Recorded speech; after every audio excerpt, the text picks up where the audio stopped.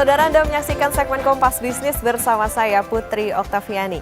Dompet masyarakat dan negara sama-sama kering. Kompas Bisnis, saudara, membahas tentang fenomena yang terjadi di masyarakat. Litbang Kompas kemarin mengeluarkan data kenaikan gaji pekerja yang seret. Hal ini membuat daya beli masyarakat tertahan. Di sisi lain, Indonesia juga terpukul dalam hal penerimaan pajak. Anjloknya sampai 41% di tahun fiskal pertama Presiden Prabowo Subianto. Kita lihat dulu data berikutnya. Pertama nih, dalam 25 tahun terakhir Indonesia jatuh dalam deflasi tahunan di bulan Februari. Di Desember 2024, saudara, ini masih inflasi secara tahunan di 1,57%. Januari 0,76% dan Februari minus 0,09%. Kata Badan Pusat Statistik, deflasi ini bukan karena penurunan daya beli, tapi karena pengaruh diskon tarif listrik sampai dengan 50%. Kita dengarkan pernyataan Kepala BPS berikut ini. Komoditas utama penyebab deflasi Februari 2025 adalah komoditas tarif listrik, daging ayam ras, bawang merah, cabai rawit, tomat, dan telur ayam ras. Untuk tarif listrik yang seperti tadi saya sampaikan, karena diskon listrik masih berlangsung di bulan Februari 2025 dan untuk pelanggan pasca bayar merasakan penurunan harga ataupun diskon tarif listrik ini pada bulan Februari untuk pembayaran tagihan listrik Januari 2025. Sementara itu, dengan adanya stabilisasi harga dan juga penyesuaian harga setelah peningkatan harga di beberapa bulan sebelumnya, daging ayam ras, bawang merah, cabai merah, cabai rawit, tomat, dan telur ayam ras mengalami penurunan harga. Sebagai informasi, tingkat deflasi pada tarif listrik adalah sebesar 21,30% dan memberikan andil deflasi sebesar 0,67%. Kalau kata BPS, deflasinya karena diskon tarif listrik, tapi ada data lain yang menarik, saudara. Rasio tabungan masyarakat Indonesia pada Februari jatuh ke level terendah sejak pandemi. Rinciannya saat pandemi atau di April 2021 itu ada di 14,8%. Nah, tahun ini yang diharapkan ekonominya naik, rasio tabungan masyarakat jatuh ke 14,7%. Survei konsumen Bank Indonesia memang bilang di Februari ada kenaikan indeks pembelian barang tahan lama. Rasanya cukup sulit menerima bahwa pembelian meningkat ini karena perbaikan kemampuan masyarakat. Kalau tabungan mereka berkurang. Tidak masyarakat saja yang tidak punya uang, negara juga sedang seret pendapatan. Kita ke data selanjutnya.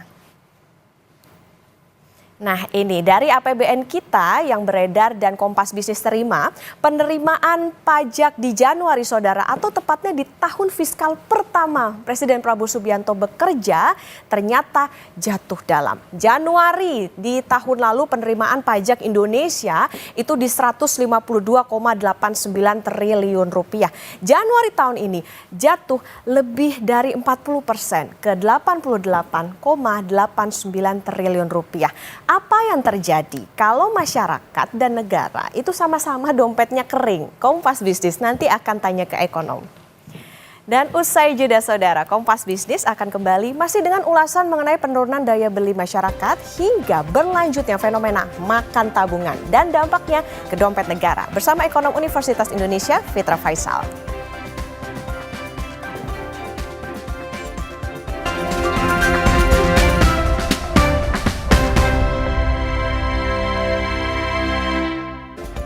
Kembali lagi di Kompas Bisnis, saudara. Penghasilan masyarakat stagnan atau bahkan turun. Rasio tabungan masyarakat anjlok ke level terendah sejak pandemi. Januari, saudara, penerimaan pajak juga anjlok. Dompet masyarakat dan negara sama-sama kering. Bagaimana nasib ekonomi Indonesia? Kompas Bisnis akan tanya langsung ke ekonom Universitas Indonesia, Fitra Faisal. Mas Fitra, selamat pagi. Selamat pagi, Mbak Okta. Mas Fitra, deflasi terjadi pertama dalam 25 tahun. Di saat bersamaan ada badai PHK, kemudian juga perlambatan pertumbuhan gaji. Tingkat inflasi tahunan juga terus turun selama setahun terakhir. Apakah situasi ini jadi tanda lesunya kondisi ekonomi? Iya Mbak Okta ya, jadi tergantung tanya ke siapa. Kalau tanya ke pemerintah, ya artinya pemerintah dalam hal ini pasti akan melihat nih dalam perspektif yang lebih positif.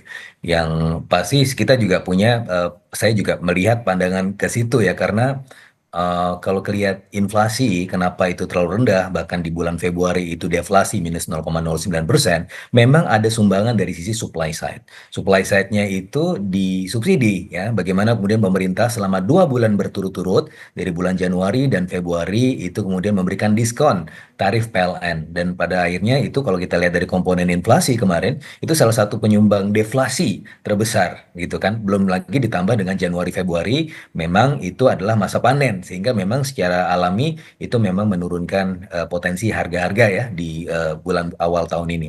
Tetapi di sisi yang lain, kalau kita melihat dari sisi demand, nah ini kalau saya melihatnya sebagai pengamat, kecenderungannya adalah ya ada kelihatan tarikan demand-nya itu lebih kuat. Tarikan demand kemana? Kan harusnya menarik ke atas, tapi yang terjadi adalah ketarik ke bawah.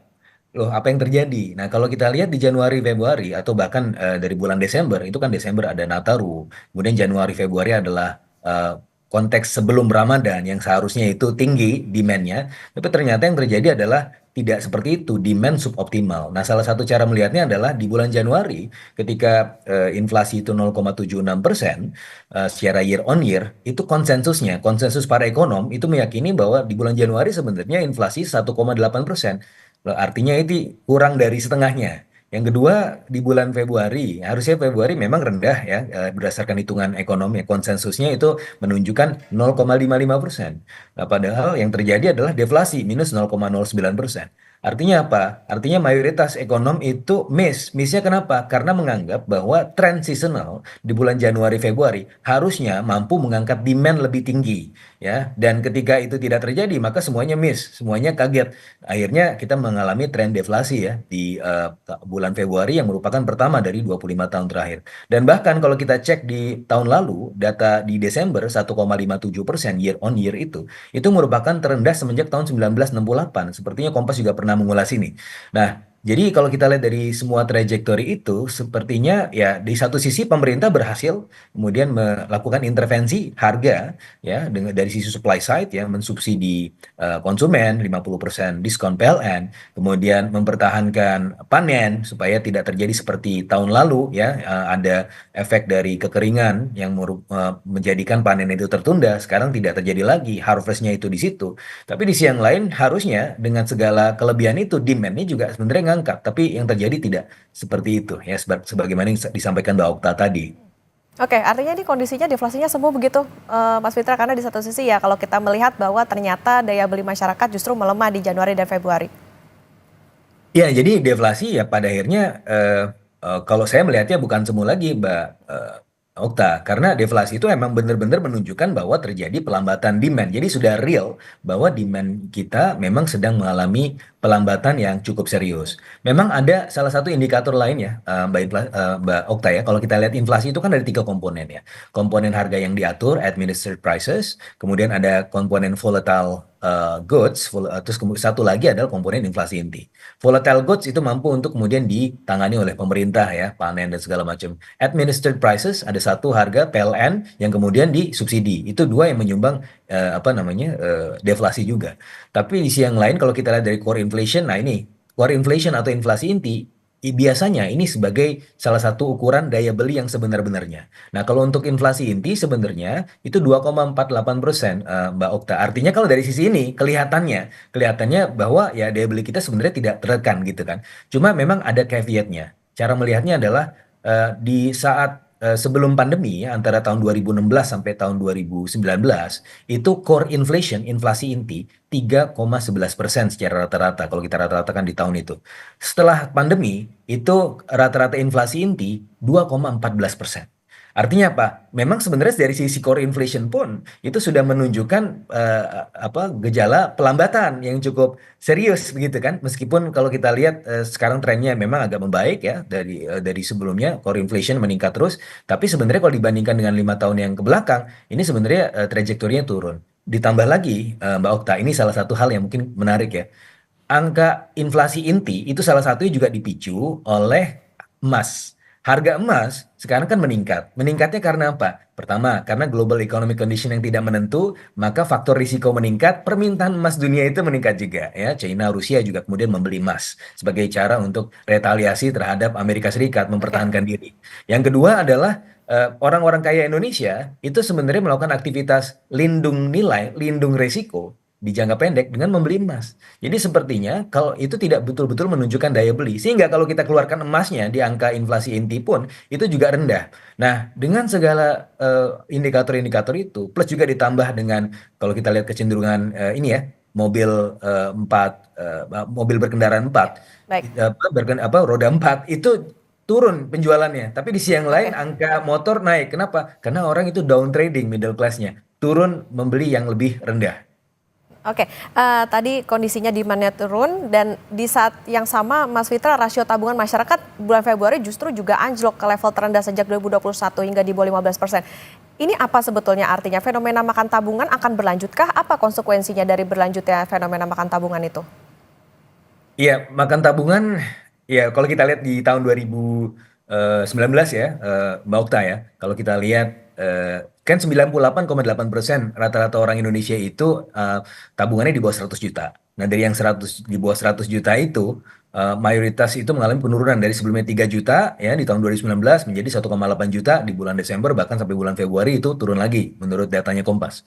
Nah, apakah fenomena akan terus berlanjut? Ya masih kalau misalnya struktur middle class kita belum betul-betul meningkat. Karena sebagaimana yang kita lihat bahwa demand secara struktural terhambat dengan anjloknya middle class. 2019 jumlah middle class kita 57,3 juta. 2024 akhir itu jumlahnya tinggal 47,8 juta. Anjlok 9,5 juta orang. Dan oleh karenanya kita bahkan melihat bahwa tekanan ini masih akan terus berlanjut. Kecuali memang pemerintah dalam hal ini bisa mempush lebih tinggi lagi. Nah, salah satu hal yang bisa kita pelajari di tahun lalu, di tahun 2024 di kuartal satu, ketika tumbuh 5,11%, pushing spending itu dari sisi ke sektor konsumsi ya secara umum ya. Nah, ini yang bisa kita harapkan juga terjadi di awal tahun ini. Cuma masalahnya kan dari sisi revenue ya, Mbak Okta tadi juga sudah menyampaikan, revenue kita juga sekarang anjlok. Kenapa? Karena permasalahan Cortex kemarin itu menjadikan dari revenue side ada sedikit penundaan ya.